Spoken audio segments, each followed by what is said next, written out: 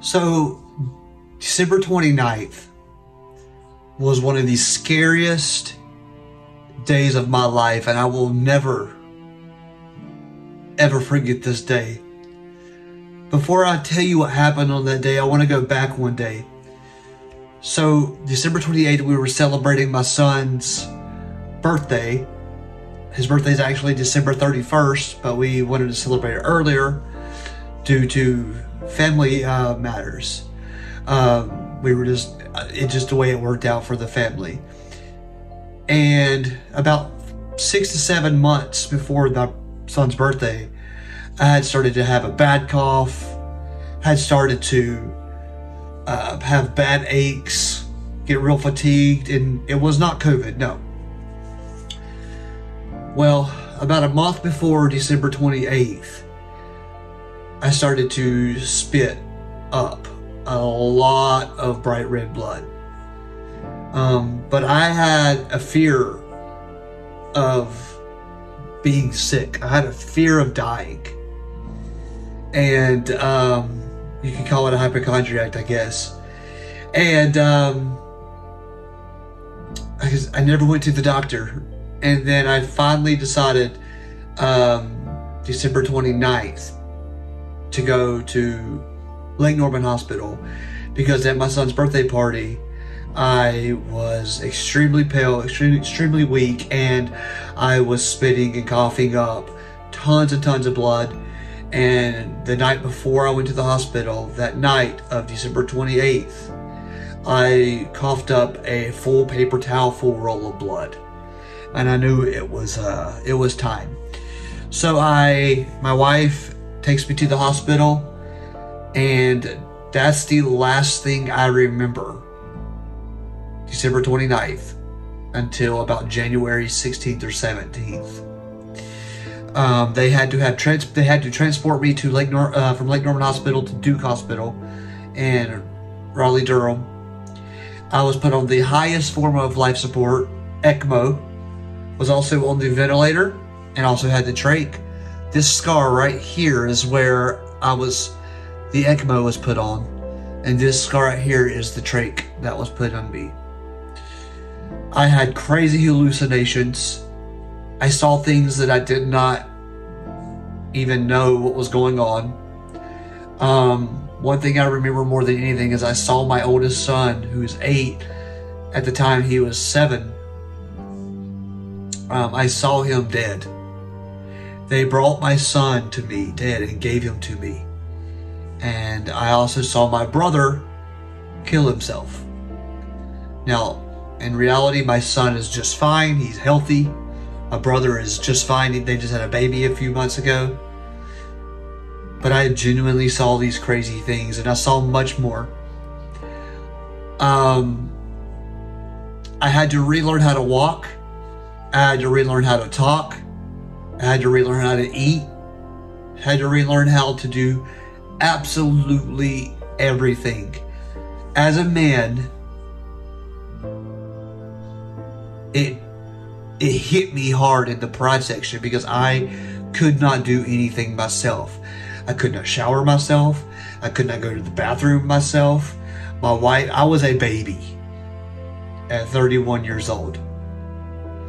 And I left the hospital 2 months later and had to go to rehab. And then I was in an outpatient rehab for another 3 months, having to relearn how to walk, having to relearn how to talk.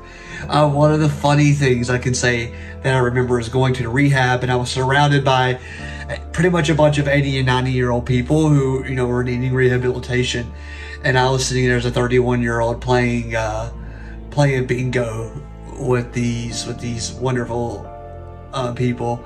And the facility had a grocery store inside of the rehab center, to where we would work on getting our groceries, grab them off of the counter or off of the stand, and we would put them in the cart and then check out, so that we were working on actual movements there to fix that. So those were the kinds of things that I had to do. I had to relearn how to do speech. They had to ask me math, like when I went to a store and the item that I bought was $1 and I gave them $1.25. Or if I gave them $2, how much money would I have to get in return back? I'd have to do that math because my brain was not functioning the way it was before I was actually intubated.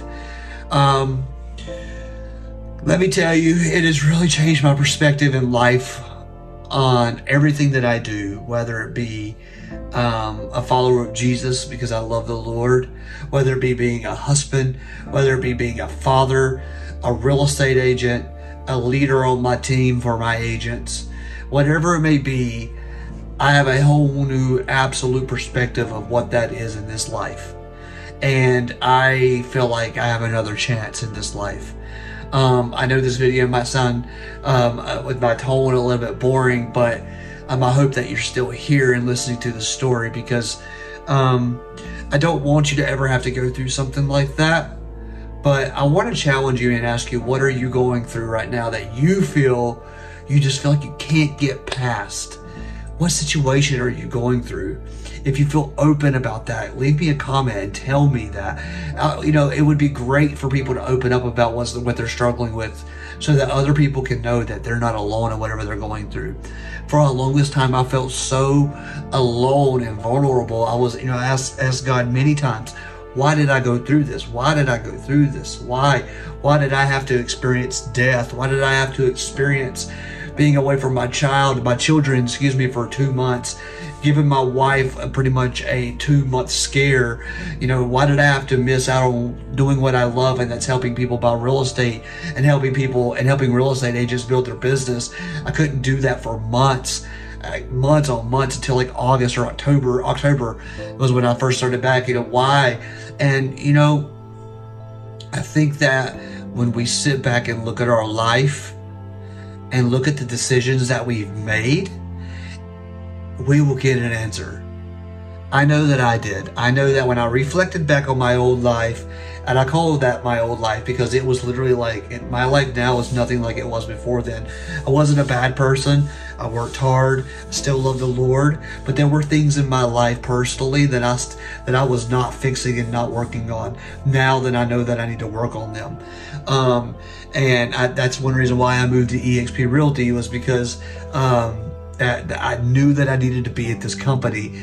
I knew that I needed to be with eXp. I knew it was the right fit for what I wanted for my family.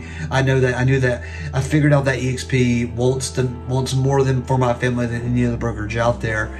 But ultimately, at the end of the day, this video is not about just eXp. It's about my life and my decisions that I've made and the effects that it has made. But I would love to know, if you're going through something, let me know down below. I will comment back to you on that and just let you know, trying to encourage you, give you some wisdom, and if you ever just need to talk, you can always book a call. I'll put the link in the caption, and if I don't, just reach out into the comments, and I will make sure to get in contact with you. Guys, life is hard, but every step of the way that we go through something hard and difficult is just something that we're getting closer to, because we needed that extra push, that extra strength to get through it, or you already had the strength and you just didn't even realize it, and this was a way to show you how strong you actually are. I did not realize and believe that I was this strong, that I could make it through what I went through. The doctors and the nurses, they all said to me, they're like, we don't see too many wins on the emergency floor. Most of the time at Duke University, when you're on ECMO and you're in emergency, you're not going to make it. And for me to be here today, over a year later, this is a big win for them, just to be able to see it in their experience that someone survived. And so it was really cool here, seeing all the people come together. There was so many people, tons, thousands of people. In fact, one of my wife's views has over 1 million views on it, of my story. And that, it inspired a lot of people. It brought a lot of people to Christ. It brought a lot of the, the community of the Lord together. And that's something that I'm thankful for. And, Christ sacrificed his life for us, so why should we think that we shouldn't do it for him in return? At least that's my thought.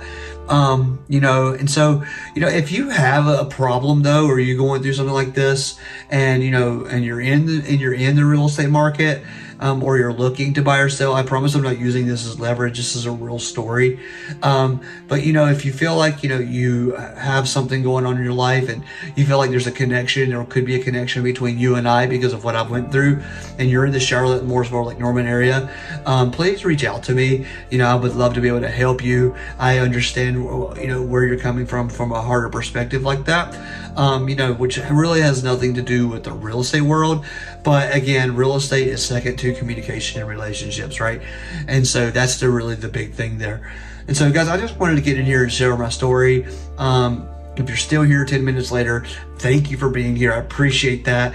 If you have not already subscribed to my channel, it would really mean the world to me if you guys would subscribe. Even share this post if you don't mind.